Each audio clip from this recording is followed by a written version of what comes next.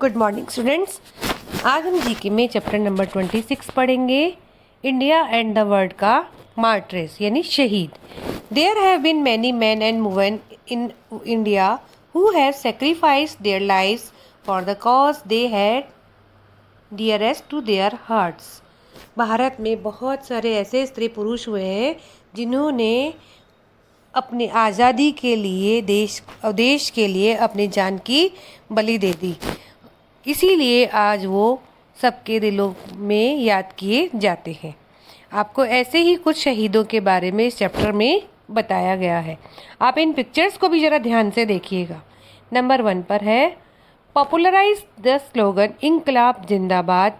In 1928 he and Rajguru an associate shot and killed a police officer. In 1929, they threw a bomb in the Central Legislative Assembly at Delhi and then surrendered to the police. He was hanged in 1931. इसमें बताया first number पर भगत सिंह के बारे में, जिनका सबसे प्रसिद्ध नारा था इंकलाब जिंदाबाद। 1928 में इन्होंने और राजगुरु ने एक पुलिस ऑफिसर को मार गिराया था और 1929 में 29 में इन्होंने विधानसभा पर, दिल्ली की विधानसभा में बम फेंका था और उसके बाद अपने आप को पुलिस के हवाले कर दिया था और इसीलिए उन्हें 1931 में फांसी की सज़ा सुनाई गई। नंबर 2, इसमें बताया गया आपको मंगल पांडे के बारे में। मंगल Pandey was Brahmin sepoy from Barrackpore in Bengal who refused for religious reasons to use cartridge greased with cow and pig fat. When he was forced to do so, he shot 2 British officers. He was hanged and this sparked off the. Mangal Pandey ब्राह्मण समाज के थे जो बंगाल के बराकपुर से थे।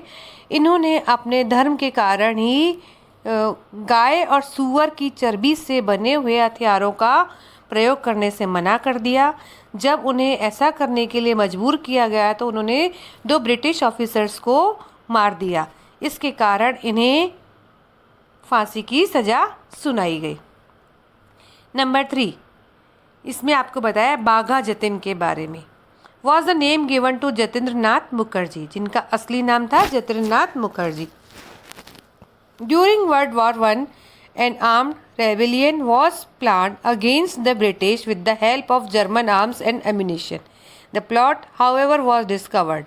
A fierce struggle against the police was led by Jatirnath Mukherjee at Balaspur, where it is said he fought like a tiger and thereby earned the nickname. इन्होंने भी देश के लिए बहुत लड़ाई लड़ी। उन्होंने एक पुलिस ऑफिसर के विरुद्ध ऐसा स्ट्रगल किया, कहा जाता है कि उनकी लड़ाई ऐसी थी जैसे कि एक टाइगर। और जब ये 27 साल के थे तो इनका मुकाबला एक बाघ से भी हुआ था, तभी से इनका नाम बाघा जतिन भी पड़ गया था। नंबर 4, इसमें आपको बताया है सूर्या सेन के बारे में। Was a nationalist leader from Chittagong in undivided Bengal. He led a rebellion against the British by attacking the government armory in Chittagong, जिसको चट्टगांव भी कहा जाता है। He was hanged to death. ये भी एक चित्तगोंग के, जो कि अब बंगाल में बांग्लादेश में है, उस समय वहाँ के एक लीडर थे। इन्होंने भी ब्रिटिश सरकार के विरुद्ध अपनी लड़ाई लड़ी थी, इसीलिए इन्हें भी फांसी की सज़ा सुनाई गई थी। इनका नाम है Surya Sen. Number 5, Rani Lakshmibai was born into the family of a courtier of Peshwa Bajirao second. आपको इसमें रानी लक्ष्मीबाई के बारे में बताया गया है कि वे पेशवा बाजीराव सेकंड के फैमिली से हैं। She married Gangadhar Rao the ruler of Jhansi. उनका विवाह झांसी के राजा गंगाधर राव के साथ हुआ था। On his death the East India Company took over the reign of the state. The Rani joined Tatya Tope and led her force against the British in the first war of independence in 1857. इन्होंने जब east India company ने उनके राज्य को अपने में मिलाना चाहा तो रानी ने तात्या टोपे के साथ मिलकर ब्रिटिश सरकार के खिलाफ 1857 में आज़ादी की पहली लड़ाई लड़ी थी। नंबर 6 पर है रानी चेन्नम्मा के बारे में बताया है। Of Kittur defended her state valiantly against the British when they tried to attack and annex Kittur. The Rani held them at bay for 5 whole years between 1824 and 1829. She was, however, defeated in 1829 and killed by the enemy's cannon. इसमें आपको रानी चेन्नम्मा के बारे में बताया गया जो कि कित्तूर की थी, जो अब कर्नाटक में है।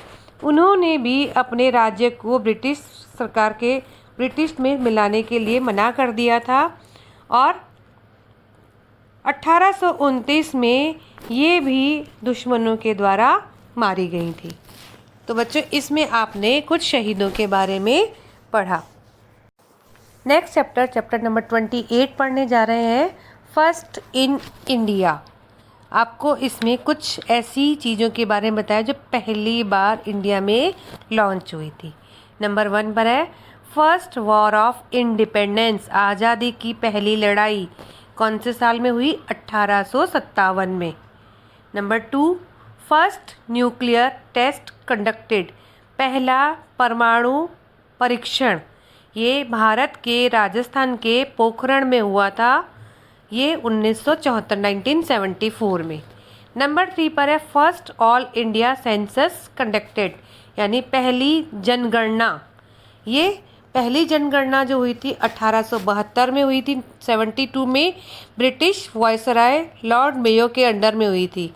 ये जनगणना हर 10 साल में होती है, तभी पता चलता है कि हमारे देश की जनता कितनी है, और अब तक ये 15 बार हो चुकी है।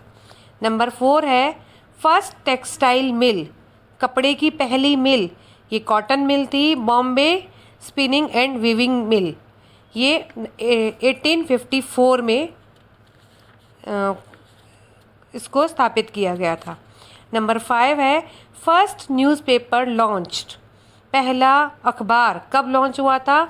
1781 में, द बंगाल गैजेट, ये जेम्स अगस्त के द्वारा लॉन्च किया गया था। नंबर 6 पर है फर्स्ट पोस्टेज स्टैम्प रिलीज। आपको मालूम है कि जब पोस्ट किया जाता है कुछ भी तो उस पर स्टैम्प लगती हैं, तो पहली स्टैम्प कब रिलीज हुई थी? 1854 यानी 1854 में भारत के कराची से। Number 7 first broadcasting station start, पहला ब्रॉडकास्टिंग स्टेशन कब लॉन्च हुआ था? शुरू हुआ था 1927 में। भारत में ये रेडियो का पहला प्रसारण था और ये मुंबई से हुआ था। नंबर 8 पर है फर्स्ट इलेक्ट्रिक ट्रेन, पहली इलेक्ट्रिक ट्रेन 1925 में शुरू हुई थी। ये 3 फरवरी 1925 को विक्टोरिया टर्मिनस जो मुंबई में है, आजकल इसको छत्रपति शिवाजी टर्मिनस कहा जाता है, वहाँ से इसको शुरू किया गया था। नंबर 9 पर है फर्स्ट रॉकेट लॉन्च, पहला रॉकेट 1963 में केरल के थुम्बा से लॉन्च किया गया था। नंबर 10 पर है फर्स्ट टेलीग्राफ लाइन ओपन, पहली टेलीग्राफ लाइन कब शुरू हुई थी? 1851 में। नंबर 11 है फर्स्ट जनरल इलेक्शन, पहले जनरल इलेक्शन कब हुए थे? आज़ादी के बाद 1951-52 में। और लास्ट है 12 नंबर फर्स्ट ट्रेन रन, पहली ट्रेन कब शुरू हुई थी? बॉम्बे से थाने के बीच 1853 में, ये पैसेंजर ट्रेन थी। नेक्स्ट चैप्टर 29 लैंग्वेजेस पढ़ने जा रहे हैं। लैंग्वेज भाषाओं के बारे में इसमें आपको बताया गया है। India as a land of diversity, we speak 225 major languages and a variety of dialects. Bharat विभिन्नताओं का एक देश है, यहाँ पर लगभग 225 भाषाएं बोली जाती हैं। अब आपको इनके बारे में आगे बताया गया है। Number 1 script is use to write Urdu, आपने व्याकरण में पढ़ा हुआ है, लिपि है ना, स्क्रिप्ट के बारे में। तो उर्दू कौन सी स्क्रिप्ट में लिखी जाती है? पर्सो अरेबिक, नंबर 2 है last official language added in Indian constitution is. Bharat के संविधान में सबसे लास्ट में कौन सी भाषा को ऑफिशियली जोड़ा गया है, वो है Santali. Number 3 next to Hindi is spoken by the largest number of people in the Indian subcontinent. Hindi के अलावा भारत में सबसे ज़्यादा बोली जाने वाली भाषा कौन सी है, Tamil. Number 4 is the most ancient language spoken in India. Bharat की सबसे प्राचीन भाषा कौन सी है, संस्कृत। आपको मालूम है संस्कृत भाषा देवों की भाषा कही गई है। Number 5 Sanskrit script is use to write Hindi. आपको मालूम है हिंदी की लिपि कौन सी है, देवनागरी, और संस्कृत की कौन सी है, देवनागरी। तो हिंदी की जो लिपि है वो संस्कृत की ही है, Devanagari. Number 6 the 6 northern states in India where Hindi language is spoken are. कौन से उत्तर भारत के राज्य हैं जहाँ पर कि हिंदी भाषा बोली जाती है? Uttar Pradesh, Madhya Pradesh, Himachal Pradesh, Bihar, Haryana and Rajasthan. Number 7 Malayalam emerged as a language in. Malayalam एक भाषा के रूप में कब मर्ज की गई थी? ये तमिल भाषा से निकली है। यह है 10th सेंचुरी AD में। Number 8 the official language of Jammu and Kashmir is.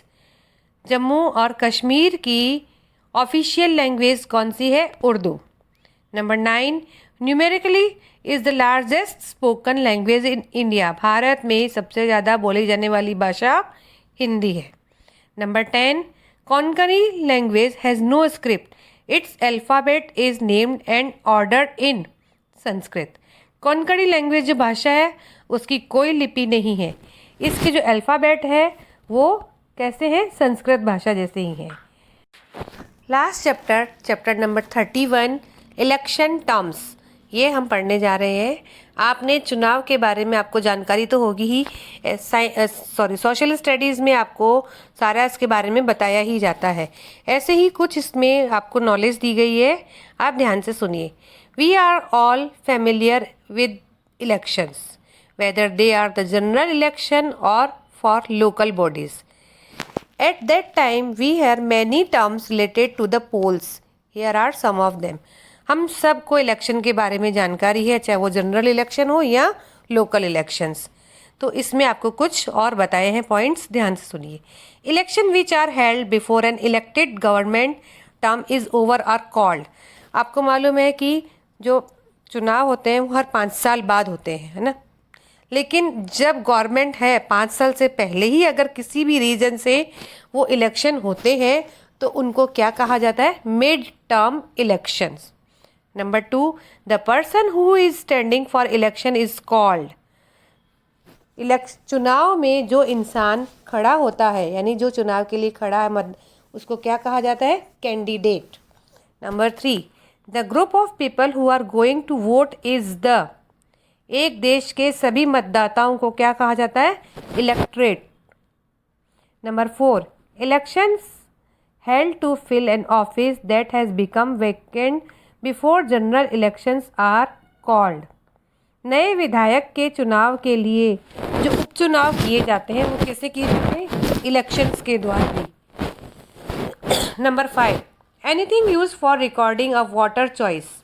It could be pre-printed paper, an electronic machine or any other device is। आपको मालूम है कि हमारा देश कैसा है, प्रजातंत्र का देश है। यहाँ पर प्रजा को ही अपने मत देने का अधिकार है। तो ये जो वोटिंग होती है वो या तो पहले से प्रिंटेड पेपर पर होती है या इलेक्ट्रॉनिक मशीन से या किसी और डिवाइस से होती है।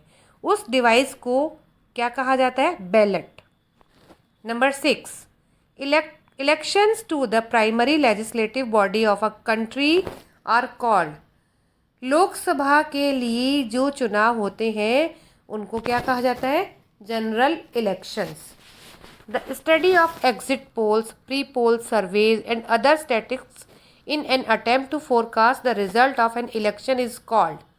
देखो जो चुनाव होते हैं उसके बारे में जो भी काम किए जाते हैं, यानी पहले से उनके जो चुनाव प्रसार किया जाता है या चुनाव हो जाने के बाद जो उनकी काउंटिंग होती है, उसका रिजल्ट तैयार किया जाता है, उस पूरे प्रोसेस को क्या कहा जाता है? Psephology. Number 8, the percentage of eligible voters who actually cast their vote is called. सही मतदाता उपस्थिति, यानी कितने लोगों ने सही तरीके से वोट किया, उसको क्या कहा जाएगा? Voter turnout. Number 9, the civil right to vote is called. मत देने का अधिकार, उसको क्या कहा जाता है? Suffrage. Number 10, the method by which candidates and parties communicate with the electorate is called. चुनाव आदि के लिए विशेष दल के समर्थन में मांगा जाने वाला वोट। जैसे चुनाव के जब चुनाव का समय आता है तो जो कैंडिडेट खड़े होते हैं वो अपने प्रसार करते रहते हैं जगह जगह जाकर, तो क्या करते हैं? वो अपना वोट मांगते हैं, उसको कहा जाता है कन्वेंसिंग। तो बच्चों, ये आपका यहाँ पर आज फर्स्ट टर्म का कोर्स कंप्लीट हो गया, चैप्टर 31 तक।